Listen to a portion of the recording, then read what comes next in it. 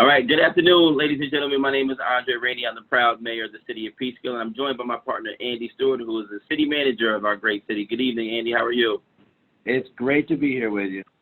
Absolutely, always is. Today is August 11th, 2020, and we have returned back with our weekly report. We have a few updates that we want to give you, especially what's going on these last few weeks with this Con Ed crisis.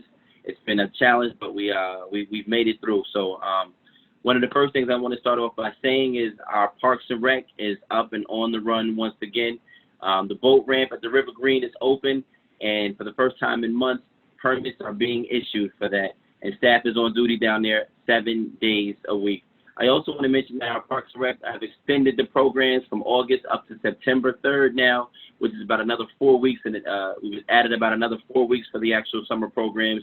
Franklin Park basketball nets are on the courts, but the courts are locked when the programs are not running.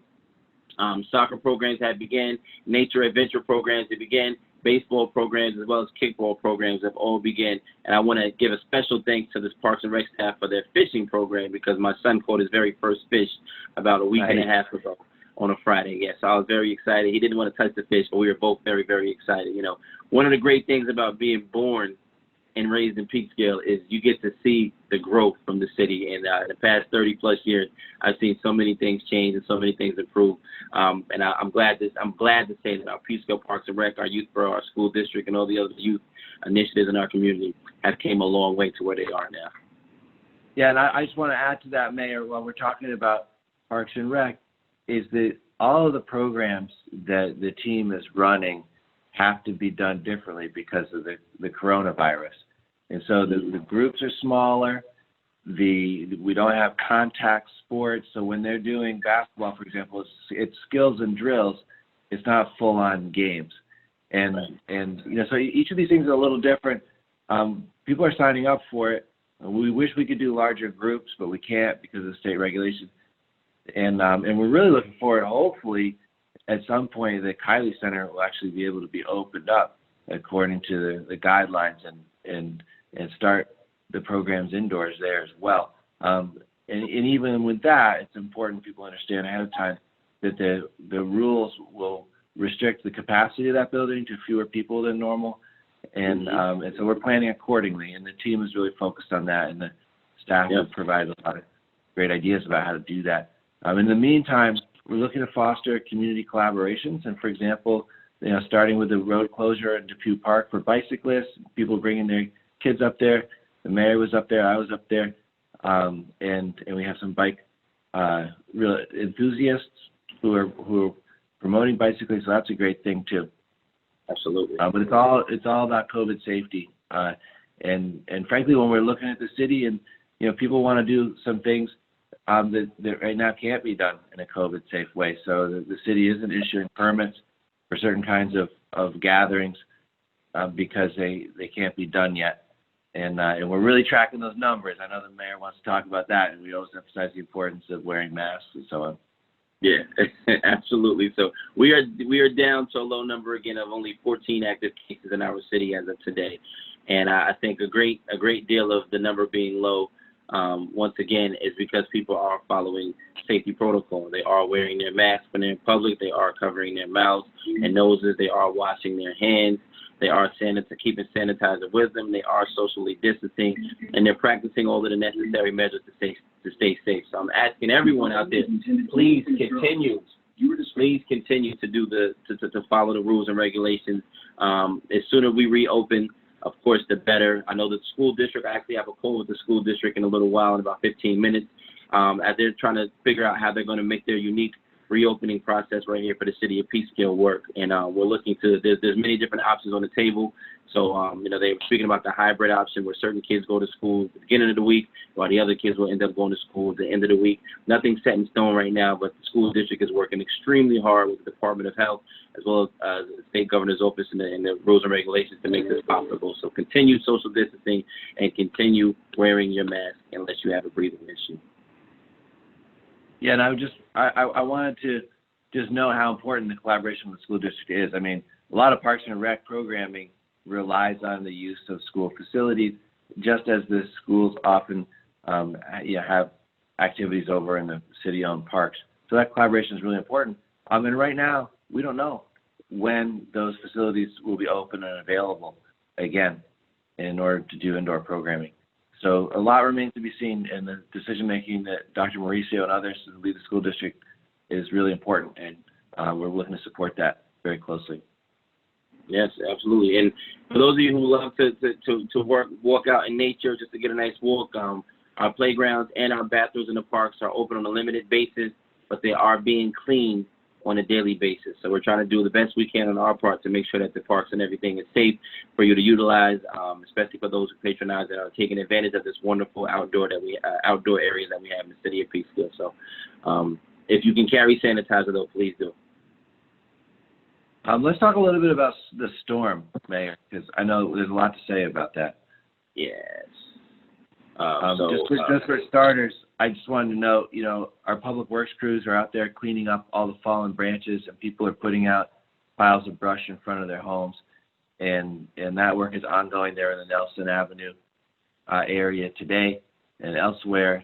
And there's a number to call that if you have a pile of brush and it hasn't been picked up yet, or you just put it out, you can call the DPW at 734-4130. You can always find that number on the website, and let them know. It's not annoying to anybody. We want to know the location of the pile and the address, and they'll get there as soon as they can. If you have the ability and you're in a rush, you can take your brush down to the Saturday morning drop-off. It's open right now for organics only. It's free. It's open weekdays 7 to 3. And you can get rid of some stuff that way if that's more convenient for you. But in any case, the DPW is out there cleaning up. And you just really acknowledge the community. I mean, the electricity outage for multiple days is really hard on families. I know because we have a medically dependent elder in our family, what a crisis it is when electricity goes off. People need to take care of each other, and people in Peekskill have been doing that. I want to acknowledge that the residents have really, and the businesses too, have been through some hard times with this storm. Yeah, absolutely. And just for a reminder, I know that for those of you who are aware, the Con Ed had put out information. We put it on our city website as well as our social media page, I believe, about 24 hours ago. Just letting people know that they have a reimbursement form application that you can fill out if you spend any money on food or medicine due to the outage of power. If you are out for 48 consecutive hours, you can apply. You can fill this form out. You can get reimbursed for your food or whatever medicines you may need. In addition to that, this Friday, the food distribution at the West Cop, the Youth Borough, and the City of Peekskill collaborate on, as well as the Peekskill Hispanic Corporation. We will be out in the Youth Borough parking lot this Friday afternoon, 1 o'clock for the seniors, 2 o'clock for everyone else. So please come on out. We're going to have different bags of groceries and goods for all of the people who actually need it. Please come out and join us. Of course, wear your mask and social distance, but we will be there at the parking lot of the Youth Borough this Friday afternoon. Friday is Friday the 14th, August 14th. And just for future reference, a couple of things I want to mention. Number one, if nobody knows about it, Con Ed actually has an outage map. You can check and see kind of what the status is. I checked it an hour or two ago. There are still, I think there are less than 10 customers out of service out of a total of over 10,000 in the city. But there were a lot out of service before, and there are real questions about the effectiveness of that cleanup response. I know Governor Cuomo is taking Con Ed to task about that. Here in the city, we work closely together, and if a tree is down and there's electric wires on it, our DPW can't touch that tree until we know for sure that the electricity has been turned off. And so we need to collaborate directly with the electrical crews in order to clear the roads, and that's basically the priority. And trees were damaged, and also there's times when trees need to be cut down because even though they have some leaves on them, they may be diseased and in danger of falling over. And so it's another topic, Mayor, but at some point I'd like to talk more about the tree situation in the city and the importance of street trees, and how the Conservation Advisory Committee is working on a plan for tree planting in collaboration with our DPW, and that needs to be a focus too. And the storm kind of highlights that because we lost some trees, and we're going to miss those trees, and we need to have a plan for replacing them. There you go, absolutely. And on a good note, just to segue, since we're talking about trees and everything, We are planning our groundbreaking ceremony for the 645 Main Street project. It's a 100% affordable housing project with 82 units. It's going to be right next to the Kylie Youth Center on Main Street. We will be announcing a groundbreaking ceremony, social distancing groundbreaking ceremony within the next couple of weeks or so. Thank you to Wilder Balter and the organization for developing such a wonderful project for our city. They're going to invest in our McGregor Brook.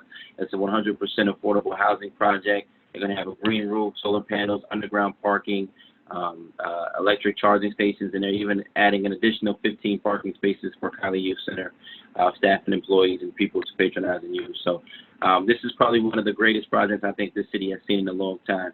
And it's an affordable housing project, especially 100% affordable housing. It's not specifically catered to artists or to seniors. It's for everyone. So I'm looking forward to this groundbreaking ceremony, and I'm looking forward to getting through this process of this project being done.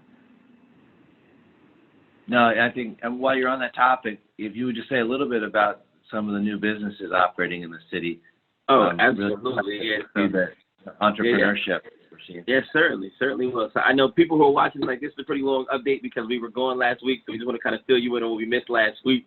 But we had two ribbon cuttings this past weekend. So the city of Peekskill, throughout it all, I can say we are now once again getting towards being once again fully open for business. We were joined by the Hudson Valley Chamber, Ms. Deb Malone, Bill Powers, and Councilman Douglas was able to attend this past weekend. But the Agape clothing store, it's a women's clothing store right on South Street, beautiful store. All of the dresses in there are really, really, really beautiful dresses. And Carolina's ice cream store right at North Division Street in the plaza right next to Save-A-Lot, also open. And the ice cream there is actually healthy ice cream. And it's some of the ice cream came straight from Peru. The fruits that they used for the ice cream came from Peru. So I was very impressed. And as healthy as the ice cream is, the amount of ice cream that I'm going to probably eat from there is going to make it very healthy for me. But please go out and support as we get closer to the reopening process for our city businesses in our downtown. Support your local businesses the best you can. We want to make sure that all these businesses come right back to life as soon as this process is done.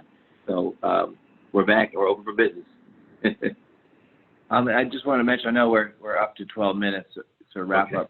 But tomorrow, it is tomorrow. Yeah, tomorrow, the Downtown Revitalization Initiatives Local Planning Committee is having a meeting, and it's been publicly notified. People can tap into it online using the internet, and the committee is getting together. The mayor is part of that, leader of that committee, to make some final decisions about projects that are going to the state for possible funding in the downtown area.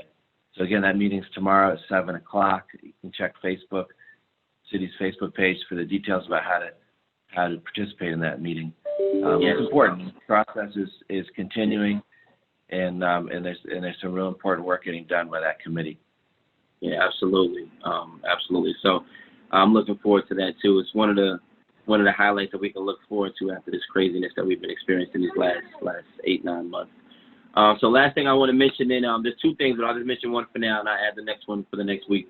Update is just to remind people, please do your census. If you don't know what the census is, do not be afraid or embarrassed to ask about it. A lot of people don't know what it is or how important it is.